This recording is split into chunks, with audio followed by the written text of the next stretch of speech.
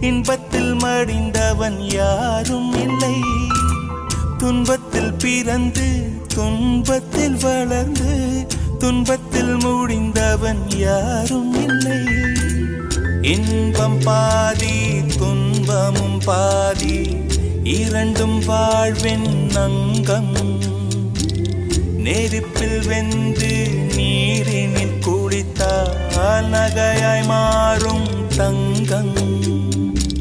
தோல்வியும் கொஞ்சம் வேண்டுமடி, வெற்றிக்கு அதுவே எணியடி.